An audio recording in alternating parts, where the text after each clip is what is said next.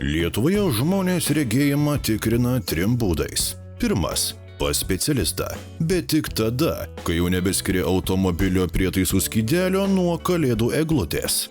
Antras – pas veidrodį prekybos centre, kur už 3 eurus gali rasti akinius tinkančius bet kam – skaitymui, vairavimui, gyvenimo filosofijai, išskyrus savo akis. Ir trečias – pas viską žinantį internetą, kuris dioptrijas parenka taip tiksliai, kaip horoskopas parenka gyvenimo partnerį.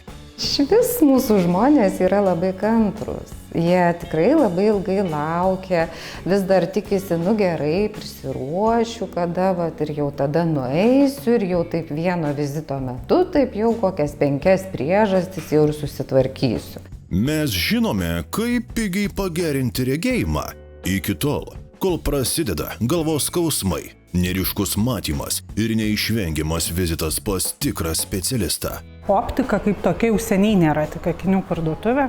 Neburiam iš kavos tirščių, tai tikrai.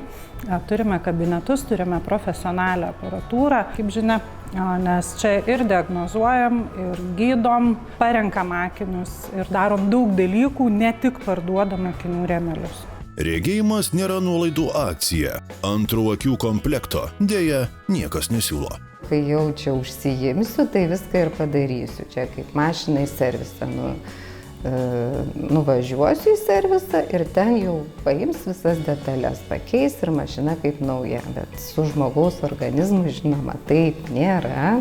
Laiku pasirinkti specialistą pigiau ir saugiau, nei kiekvieną kartą parsinešti vis stipresnius, maždaug tinka akinius iš prekybos centro. Nereikia patiems užsiimti saviveiklą ir nusistatinėti dioptrijų, nes taip tas kelias sekundės pažiūrėjus į kažkokį mažą šriftą atrodo, kad galbūt ir ryškiau ir geriau yra, bet ilgalaikiai perspektyvoje vėlgi prasideda toks sunkus matymas, neryškus matymas, galvos skausmai, nepaaiškinami dalykai su akim kaip ašarojimai, paraudimai, akių ilgesnį laiką paskaičius.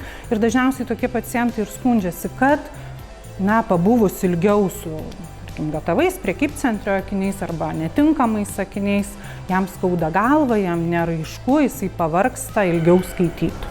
Jei dar kas nors mano, kad į optikos saloną einama tik ištuštinti piniginę, klysta.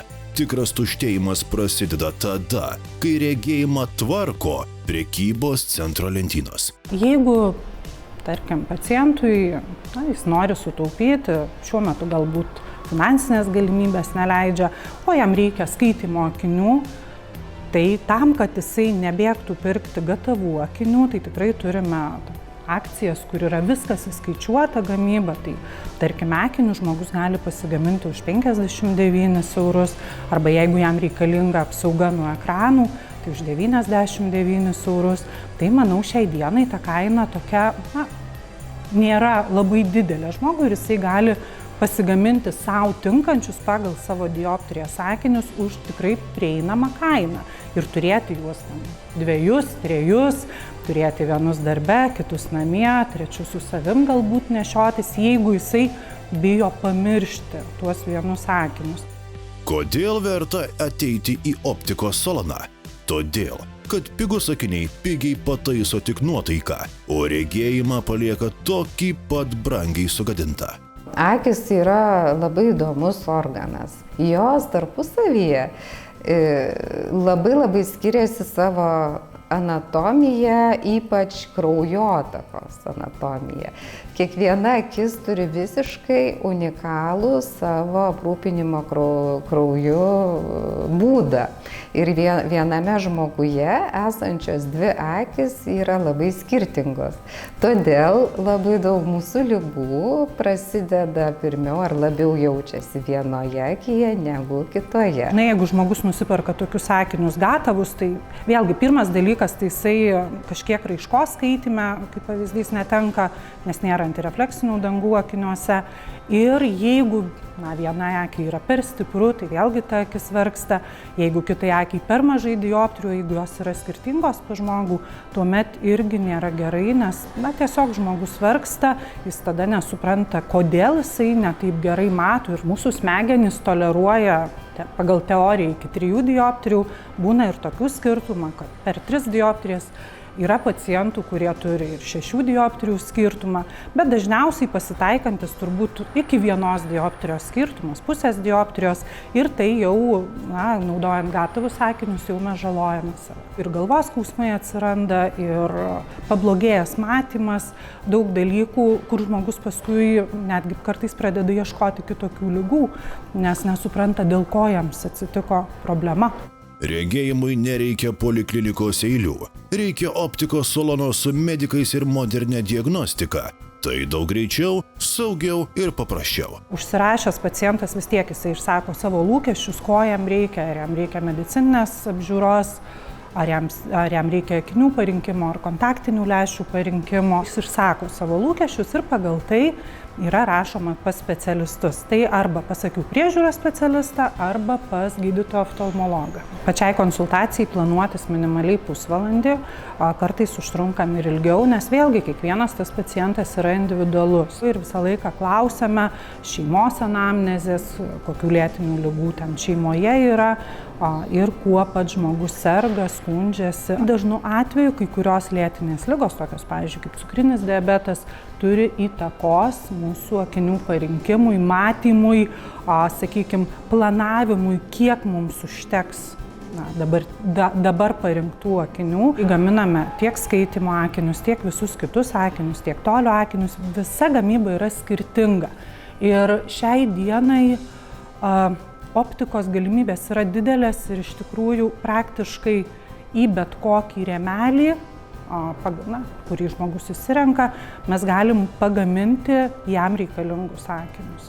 Neteisingi akiniai apkrauna smegenis taip, kaip per siauri batai apkrauna kojas. Nešioti įmanoma, bet kenčia viskas – ir komfortas, ir matymas. Akys yra skirtingos.